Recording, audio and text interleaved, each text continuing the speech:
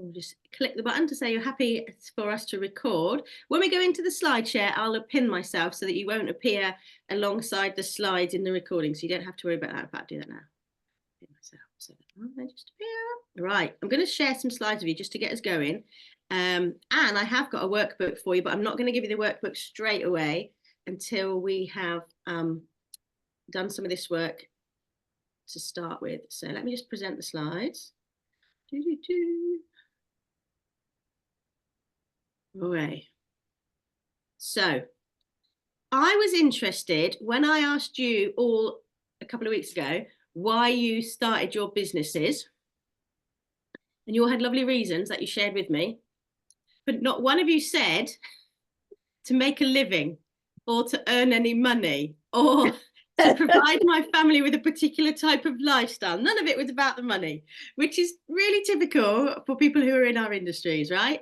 But at some point, there does need to be money exchanging or something. But I am even going to insist, once we've done this work, that even if you're doing a swap with somebody and you're swapping services, that they do actually pay you actual money and you actually pay them actual money, because it's got a whole different energy behind it. Okay, so even if you're doing like a freebie swap for somebody and you say, okay, I'm going to charge you 30 quid and you charge me 30 quid, and you actually exchange the same 30 pounds, it doesn't matter, but energetically it gives out a whole different message to whatever is out there listening to how you believe money flows to you. Okay, if you're deliberately like providing your services for free or not allowing money in, you're putting your boundaries up because you're hating money and things like that, it is going to just make life harder for you. Okay, so we're going to challenge some of these money mindset things today. And by the way, this is an ongoing process. Okay, so the amount or the volume or whatever of money that you're comfortable with will change over time, and your relationship with it will change over time. So this isn't like a one and done kind of thing. This is something that to kind of keep challenging as you go through your business life and your normal life.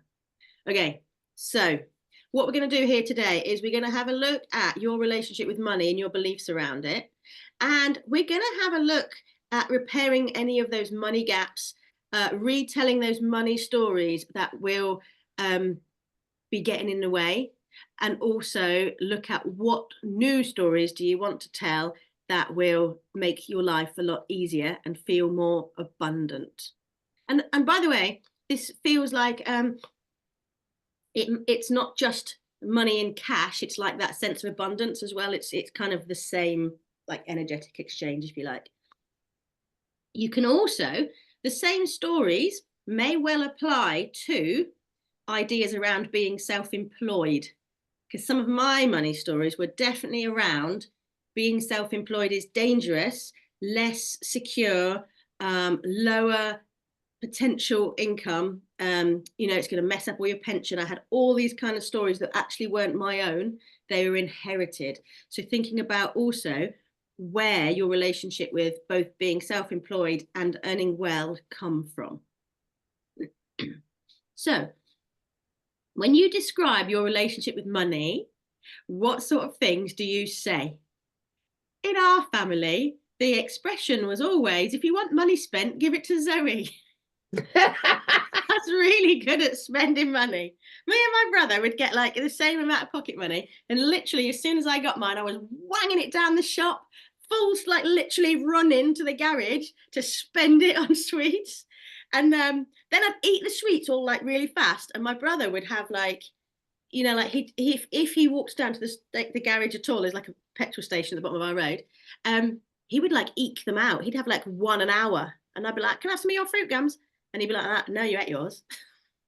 Like literally have it, spend it. That was my kind of go-to method, and that was kind of what I was like for years.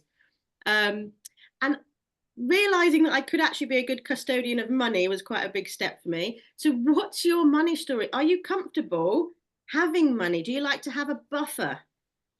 Do you feel, this is one thing that came up when I ran this program once before with a group, was somebody said she felt bad taking people's money, as if she was putting around in their handbag and stealing it from them when she provided them with a service. So think about how you describe your money story. In your family, has your family got a money story? Like, there's never enough of it, or people argue over it.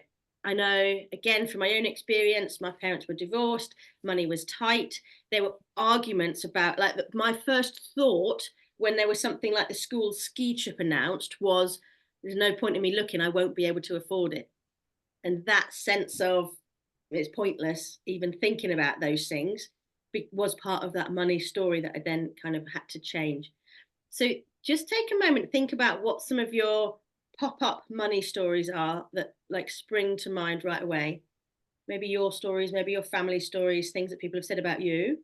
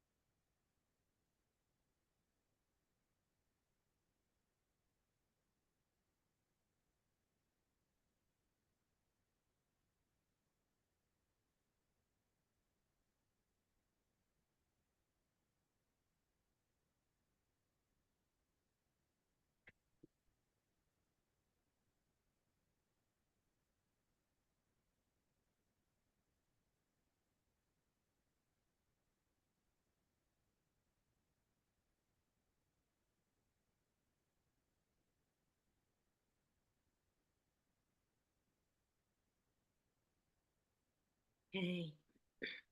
I'm not going to get you to share any of these right away. So write down anything that comes to mind, and then we can always come back to this after you've done the session to revisit it, just in case anything else comes up as we move through. So we were talking about this again a couple of weeks ago, women and money. So as recently as the 1970s, if you wanted to move out of home on your own, you needed your dad's signature to apply for a loan, even if you earned more than him.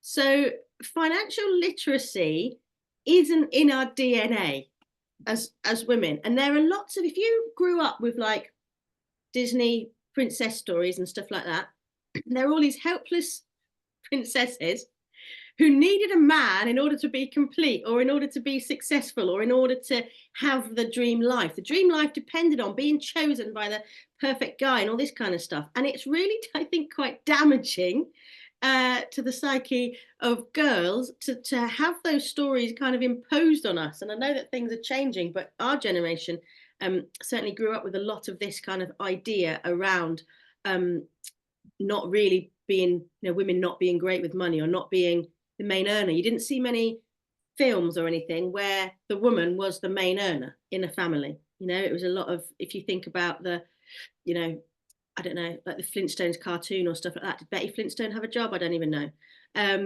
But you all knew what Fred did because he did the alarm thing, didn't he, at the end? So it's that kind of like cultural money stories have affected us as well. And I want you to think about any kind of expressions that you know about money and whether they're good ones or not. Any kind of proverbs or, throwaway comments that people say. Anyone think of any? I don't know. I kind of, if you see a penny, pick it up, that kind of thing. Yeah, absolutely. Yeah. So it's kind of making sure we don't miss anything. Yeah. Yeah. Any others? Money doesn't grow on trees was always my big one. Yes, money doesn't grow on trees. Yeah, we all heard that as kids, didn't we? And you wanted a new Parker jacket with the zippy up hood or something cool like that. Money is the root of all evil. Money is the root of all evil. Yeah, why would we want any of that in our lives? So yeah, we can start to see why our relationship with money is a little bit uncomfortable. Why we wouldn't necessarily want all that evil in our life. So we're gonna try and update this. So I want you to think about this as exactly the sort of childhood money stories you might have come across. So this idea of money not growing on trees, that it being scarce, and any kind of adult experiences you've had. So we've probably all had lots of different experiences where money's been tight. We might have run out of money. We might have been really skint. We might have had to do things we're not proud of for money. We might have had to, ask other people to bail us out. So sometimes we've got some adult experiences. Think about your family history. Did your family have enough? Was there poverty? And then think culturally, was there any discrimination that you faced, or stories about your type of people and your relationship with money? So sometimes there's been sort of cultural discrimination, whether that's gender, whether that's the type of person you are, where you're from, if you lived in a particular area of town, things like that. So just have a think about where your money story might have come from.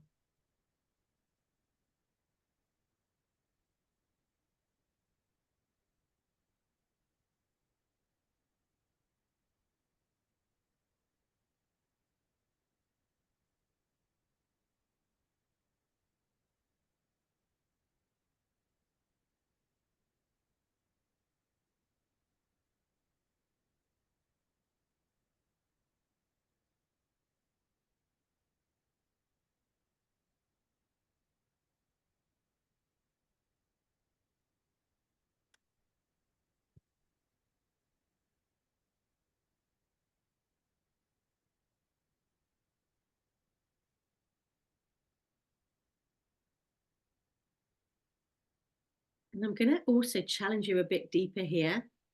And when it comes down to that discrimination, any discrimination, not that you've been the victim of or received, but discrimination that you have had about other people, like rich people. I went to a boarding school. I've told some of you this. Went to a boarding school. We were there because our dads or mums were in the Navy, so we got it like discounted because our parents might be away. So there was us that were all on these like scholarships the Navy paid for, and all of these rich kids. And there was such a cultural divide between our experience of life and their experience of life that we would want to go to their houses at the weekend, and we were like, wow, this house is massive, and like that our experience was that wasn't for us. Like we came home to what like normal houses, and these kids who could afford to go to this same school, I was only there for a year, were like out of this world for us. We had kids with private beaches, but our discrimination against them was that we didn't want the life that they had. Our life was better because we had more freedom, we had more friends, it was cooler, like there wasn't so much pressure. So we were also discriminating against people who had more than us. So just be aware of any discrimination that you have felt, anywhere where you have felt that's not for me. Those people aren't like me when it comes to wealth and money. So have a think about that for a moment.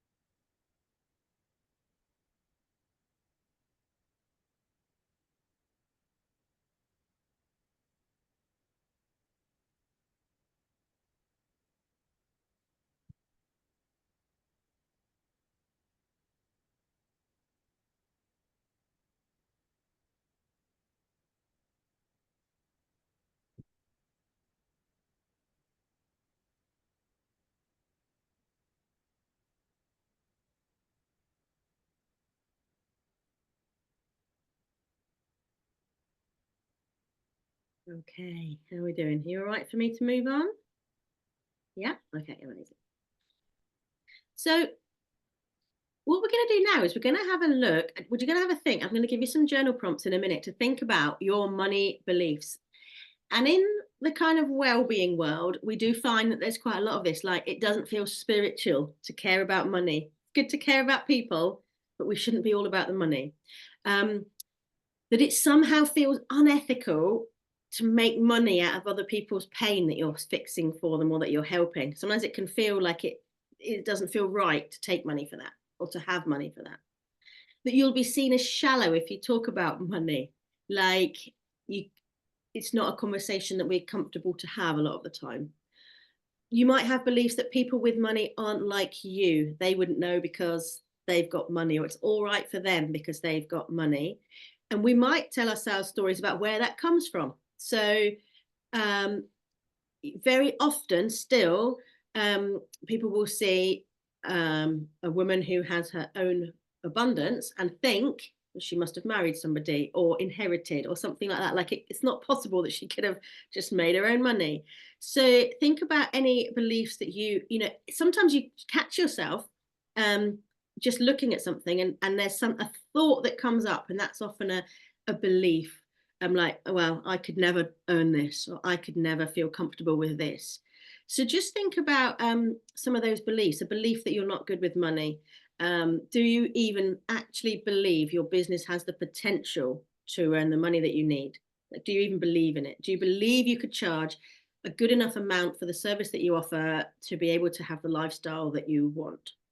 So just have a thing. I know when I did my yoga teacher training, there was this big thing. I can't remember how you pronounce it. Is it Agrippina, which is non-grasping. And for a long time, I kind of struggled with this. It's like, does it feel like I'm grasping to try and make any money in my business? And I had to sort of wrangle with it a little bit about like, does it feel like I'm grasping at it? Because that doesn't feel like a nice way of being with it. But what I realized was I'm not being grabby about it. If I create something wonderful for somebody and they want to exchange something with me for it, that feels really nice. Like I'm almost creating a gift for somebody, and in return, they're gifting me something of value. It just happens that in our society, coinage is the thing that carries the value. So have a think about any of those beliefs that come up and kind of jar with you. Maybe when you're scrolling Instagram and you see somebody sort of talking about their great day that they've had, anything that kind of like comes up for you. So just have a think about any of these sorts of general beliefs around money that you might have.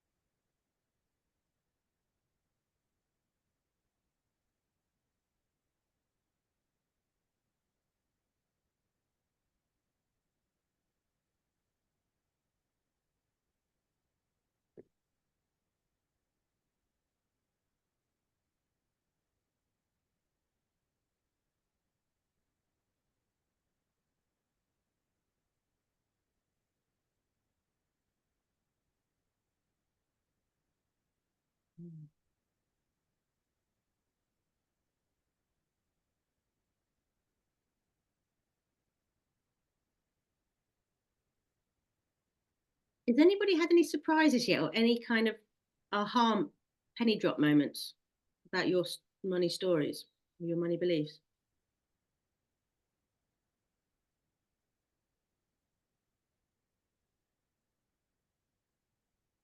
really. Is it kind of what you expected to be there? Yeah. Yeah. Okay. So we're going to challenge some of these. I'm going to get you to journal on these questions. There's quite a few here. I have got them on a worksheet for you. So what I'm going to get you to do during our time together, rather than you kind of sitting here writing away, is I'm going to get you to just read through the prompts and choose one or two that you think, that might be where it is.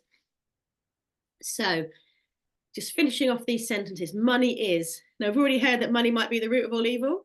Is there any other thing that money is? We're going to look at your mum's money story. So my mum thought this about money. Maybe your dad's money story. My dad thought this about money. And when I compare, for example, my mum's thoughts about money and my dad's, they are very different. Any early memories related to money? So I've got a great auntie. She always used to buy my two cousins a magazine every week, but she lived near them. She lived further from us. So she'd put 50p in a bag every week for me and my brother. And she'd come down with this big bag of money and we'd get all these 50p's. That's quite a strong standout money memory for me. Obviously, you can imagine how quickly I burnt through my 50p's. So those early money memories, any memories about arguments about money, about people being awkward about it, not having enough of it, anything that triggers a kind of early money story. Your family money story is.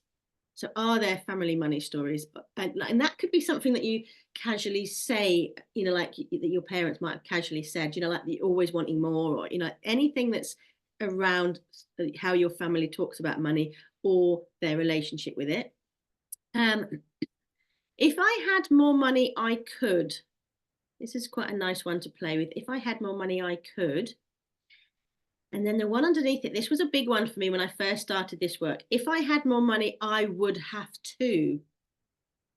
And I found quite a lot here. I'm not going to talk too much about my own money story, but it was a definite one that released something for me. If I had more money, I would have to.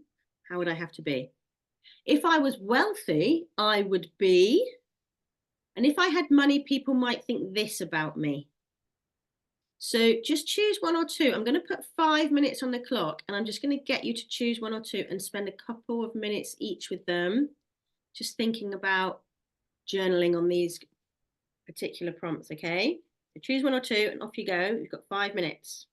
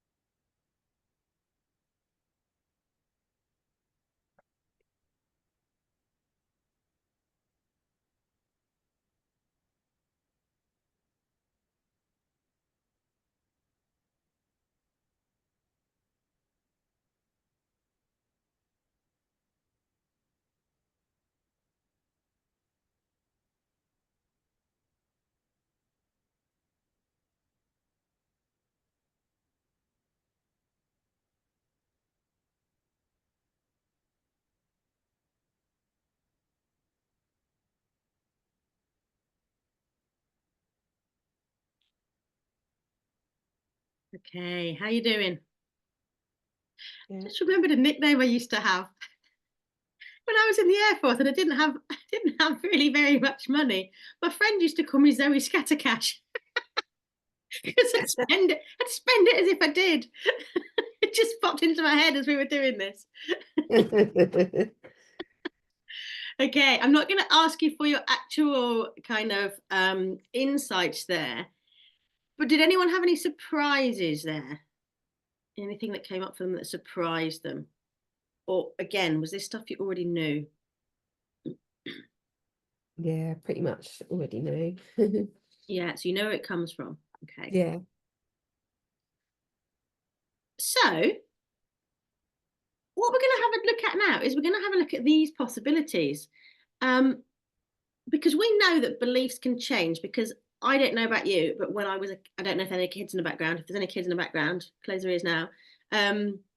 Like when I was a kid, I definitely believed in Father Christmas. And now I'm on the other side of that. I know there was a time when that belief had to change. Sometimes I've thought that people were really nice and then they've done something that's proved that they actually weren't. And that's, a belief that I've had to change about somebody, or an organization, or a way of doing things. So we know we can change a belief, and yet we don't choose to change the ones that are causing us a problem deliberately. So what we're going to do is we're going to have a think about some of these possibilities, and then we're going to think about what we're going to do when any of those old money stories challenge us. Okay, so I'm going to get you into thinking about the possibilities of having more money. So what will I do when I have no money worries? What will I be able to do with my money?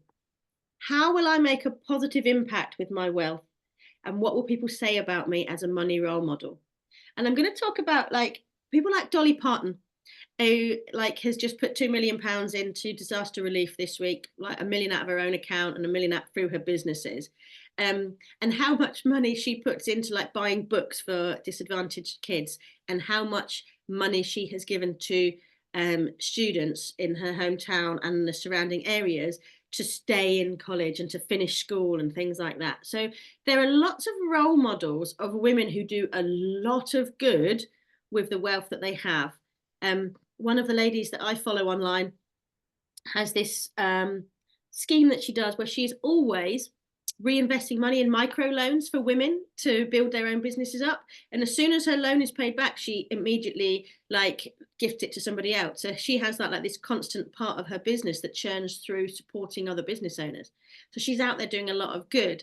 And you think about lots of the other female role models that are out there doing good with their money, we've actually got different ways of looking at this than we've ever had before. So I just want you to spend, I'm going to give you like 2 minutes to think about some of your money possibilities. Okay, have a bit of a dream.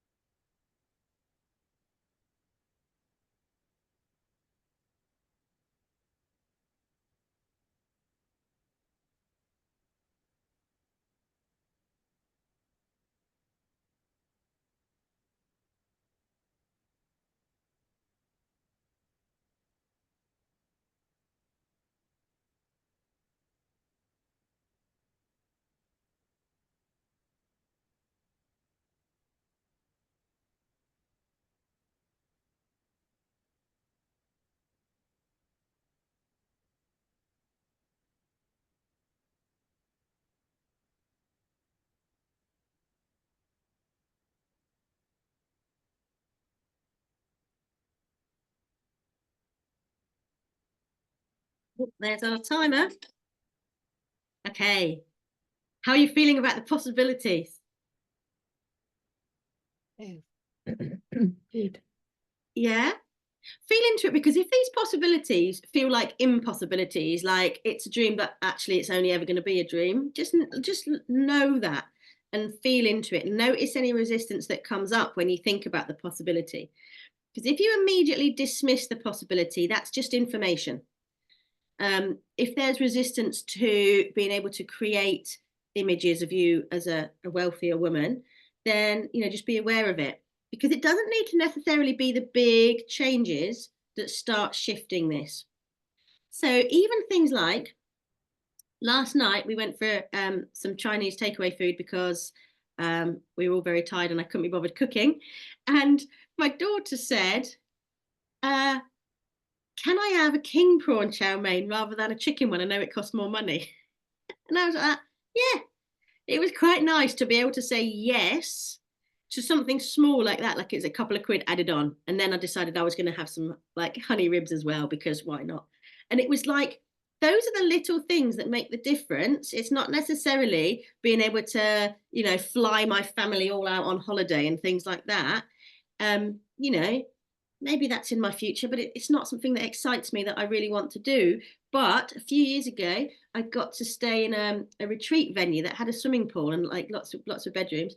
And I was thinking, do you know what? I would actually like to be able to do this for my brother and his wife and their kids, and all of us have like a holiday together. And I'd quite like to be able to pay for the venue. And that feels like a possibility. And that doesn't feel like it's a ridiculous, outrageous amount of money. A few years ago, that would have felt like an outrageous amount of money to be able to do that. And I've also realized I don't need to own things in order to access things. So it feels like it's taken a lot of the pressure off. Like I wouldn't have to own a house that's as big as a retreat venue to be able to rent one from Airbnb for a week to be able to run a retreat. Now, running retreats kind of made that feel like much more of a possibility. Like, okay, yeah, actually, I do this for other people. Why can't I do this for myself? And then that it sort of opens up the door. So being aware of this as not being not a one and done, and not from 0 to millions kind of journey. It's kind of, meeting yourself where you're at and thinking about what does the next journey point look like. So again, when I first started my business, the first income goal was to match what I earned in my paid employment. Now that I have, it's kind of like, okay, what's the next goal? So then I thought about the next goal, and then kind of, was that realistic? Well, it's realistic if I do this, and then that happened, and then kind of thinking, oh, okay, what's the next goal? So rather than, a lot of the time when I see this work, we're thinking about going from like nothing to Brewster's Millions kind of thing, but it's more of an incremental thinking of what am I comfortable with right now? What am I feeling is an okay possibility for me now? What would feel like a fun thing to be able to do? Is it just taking someone away for a weekend, or buying going on holiday and having a mini break and knowing that you didn't have to worry as much about those things? Is it getting to the end of the month without having to be really stressing about your overdraft? Like, what's the next best step for you to take? And it doesn't matter how much or how little anyone else has, because very often we sort of compare ourselves to other people, and it's not helpful, and it doesn't help move us on at all. Okay, so thinking about your own possibilities, I'm going to come out of this because we're not going to go into the goals, but yeah, I want you to think about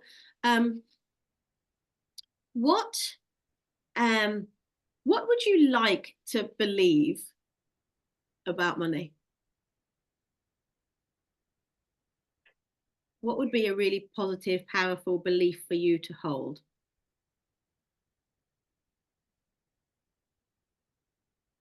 I think for me, it'd be earning the money I need, doing the job that I love. Yeah. So knowing with absolute belief that you can earn the money that you need to earn doing the job that you love without compromising yourself. Yeah, constant, and consistently, because I have done it, but it's not consistent. Okay. So you've got a really good anchor there, because you have done it. Mm, So you know that it is possible. That's not an outrageous dream that you have. no. Okay. Anyone else got something that would make a belief that they would like to hold that they don't currently hold?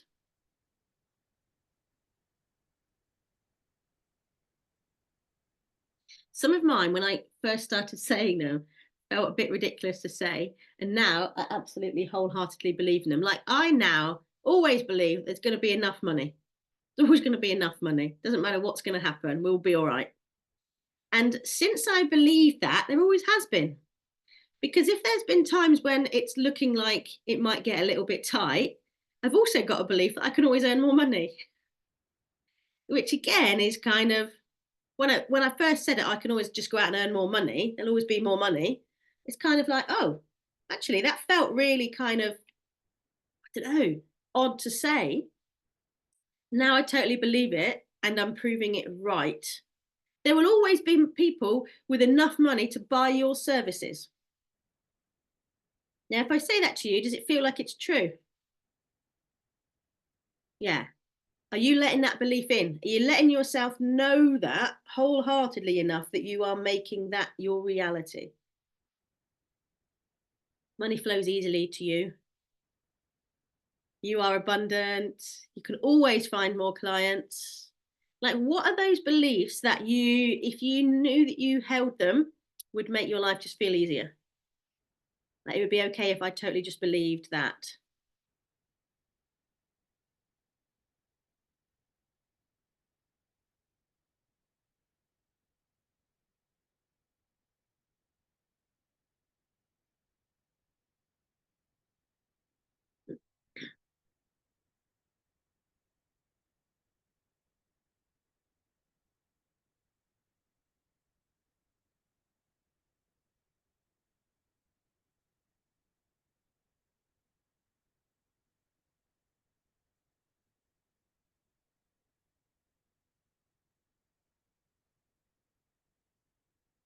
Okay.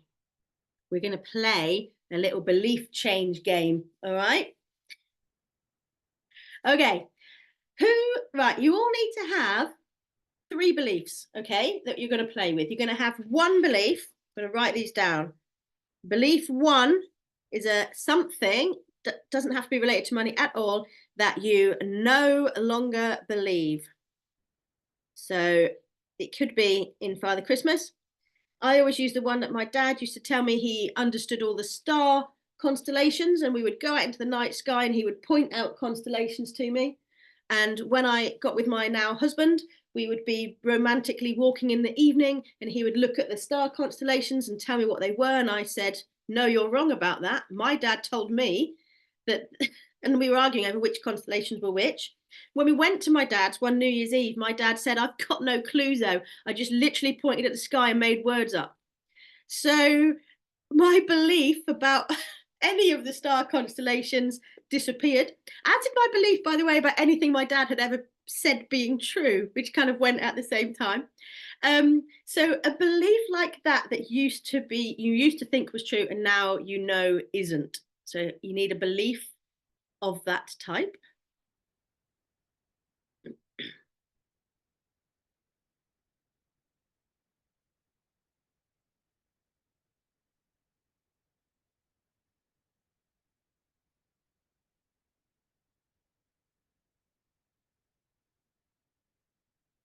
Okay, belief number 2 is a belief you are ready to ditch. So it might have been one of those money story beliefs, might have been like something that you've noticed is holding you back, like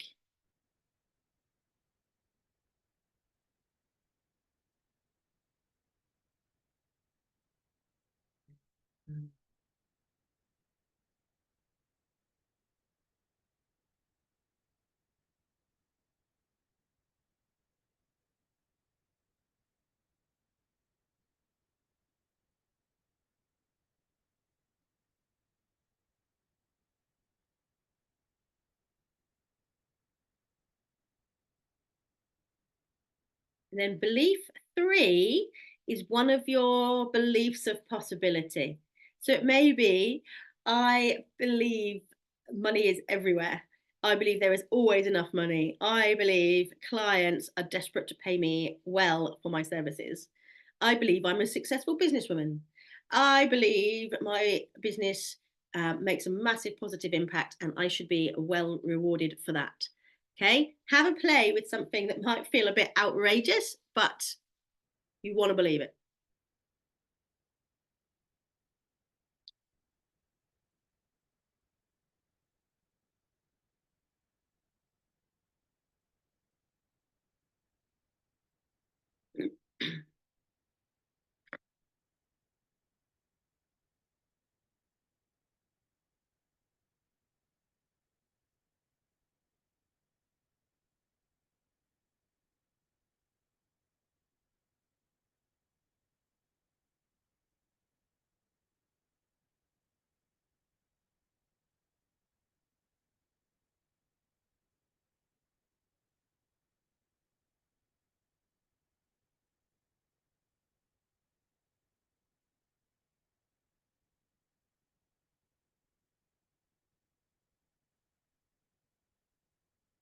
Okay, have you all got your 3 beliefs? Yeah, give me a thumbs up if you've got your 3. Yeah. Okay, cool. Right. What we're going to do is we're going to feel where we feel this belief.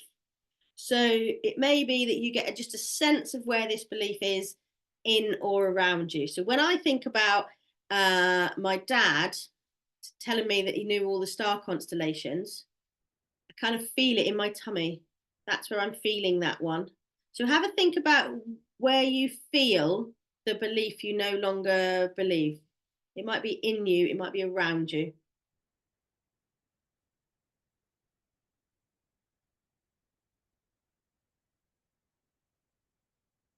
If you're struggling to feel it, you may prefer to visualize it as like a bucket that you're putting it in or something like that if you're struggling to feel it.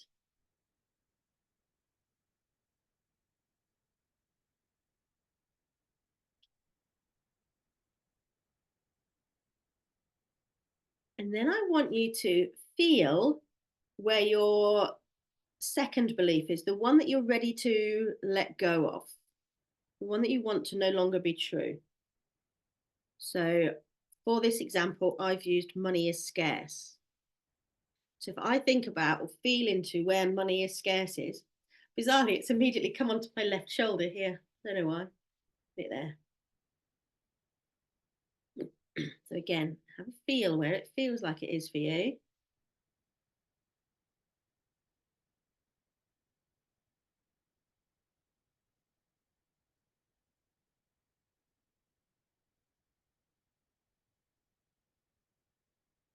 Make a note of where that is.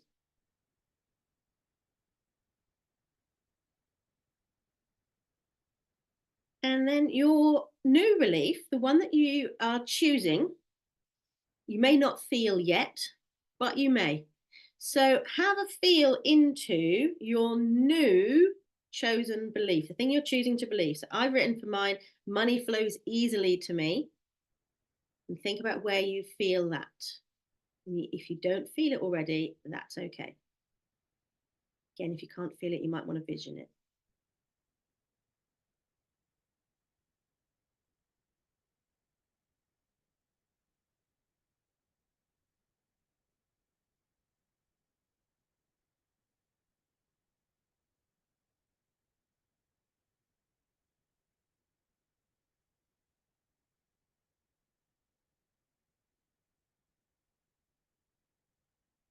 Okay.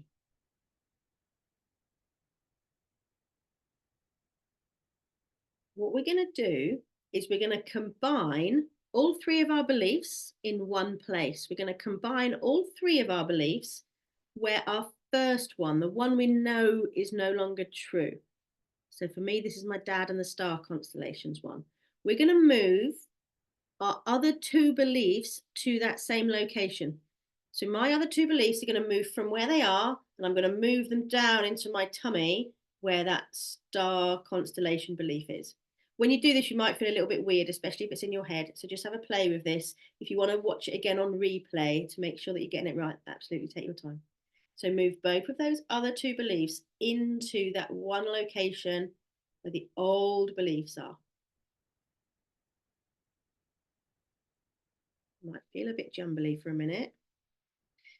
And you're going to pluck out your new chosen belief and you are going to place it where your old belief was that you are ready to let go. So I am bringing out my new belief that money flows easily to me, and I'm placing it on my upper arm where my old belief that I'm letting go of was.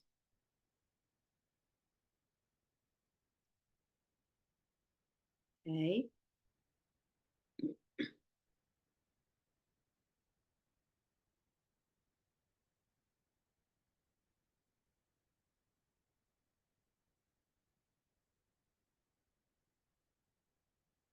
And then when you're ready,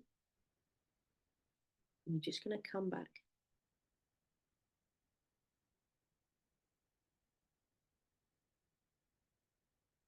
I'm going to unpin myself so I can see you all in gallery mode for a minute.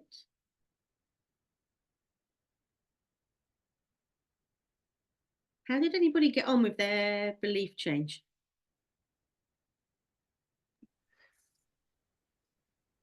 It felt really good actually, moving it from one place to another. Yeah, it felt, I don't know, I can't describe it. It just felt more flowing, easier. Nice. Has anyone done that kind of thing before? Is this something you're I've sort of never done familiar it with? before. No, not done it before. I've not done it before. Kirsty, you were saying yes. Yeah, You've I've done done this it kind of thing before. Done the, Yeah. so how did you feel doing it that time? Different, I think, because I already know that the bad belief was up here anyway. Oh, okay. And I Yeah. laugh at it. Yeah. I kind of like, oh my God, that's so stupid. But now, because I've kind of, do you know what I mean? My total belief is that I'm awesome and that I'm the best human being out there. So that's how I like now put myself. Yeah. Yeah. So that's quite nice again, because it's outside of you. You can, like, anything that pops up that you think, I don't want to believe that anymore. You just get rid of it. It's just Put it in that, like, laughable. yeah, getting rid of it. Yeah. Absolutely. So knowing that we can change our beliefs at will is really powerful, Yeah. because we can choose, we then get to pick and choose what we do and don't believe. So I was actually really struggling with my one that money flows easily to me is now one that I actually have. When I went to locate it, it was already where I needed it to be, which is why I didn't say where it was, because I didn't want to confuse you. But mine came straight up into my heart. That's where I was like, money flows easily to me is a heartfelt belief. So I couldn't put it anywhere else. It wouldn't go. So it's thinking about, like, you know, that sense of safety, that there's always going to be enough. I might have to work hard.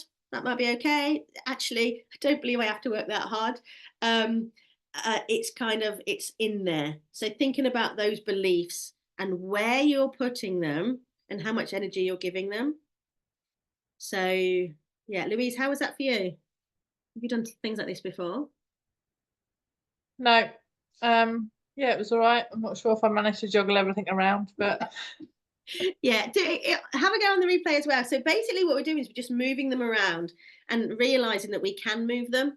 So if like Kirsty, it feels easier to have an old belief and just like chuck it away, or have like a visualization of you throwing it in a bucket or letting it go down a slide or throwing it off a cliff, whatever it is, just letting it go, because it's just information, it's just neuronal activity, it's not real.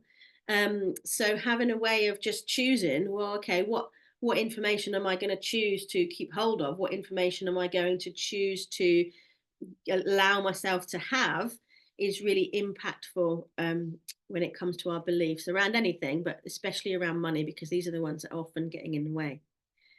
Okay, so working on those positive beliefs and reinforcing them, either saying them aloud, feeling into them, like actually practicing them as a way of being, is really useful and a really good practice to get into. Okay, so what are we at for time? Yeah, I'm just conscious of the time. I don't want to go over.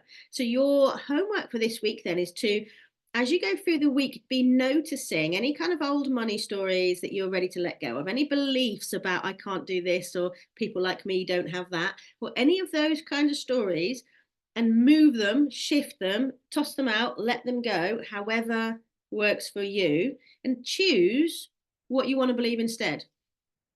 Choose to be a successful businesswoman. Choose to see clients everywhere. Choose to know that there are people who've got money that want your services. Choose that you are going to find those opportunities. Okay. And see what difference it makes. Okay. Happy to do the homework? I'm seeing a screen full of kick-ass businesswomen here. Yes. Awesome businesswomen. They're spotting money and opportunities everywhere. Cash is rolling in. They are all kicking it. Okay. That's what I'm seeing. That's what I'm seeing when I believe in you, that you can do all of this stuff. Okay. And because I see it, it must be there. I wouldn't be able to see it if it wasn't already there. Right. So let's go and do this thing. All right. Any final questions before we wrap it up, ladies? Fabulous. If you want to share one of your new positive beliefs in the WhatsApp group so we can all share them with you, please drop one in, because that's always a really nice thing to commit to it out loud as well. That'll always feel nice and encourage each other. Yeah. I love that. I heard an expression this week that was the word courage comes from encourage, like the two words are linked. So if we can encourage each other to be heart-led, that feels really nice, because cœur means the heart. So it is all to do with your bravery coming from your heart. So let's encourage each other from our own hearts. So go and have a fabulous week, and let me know how you get on. Any wins as well, just share them in the WhatsApp group so we can celebrate and cheer you on. All right. Fantastic. All right, ladies, go and have a fabulous day. See you later.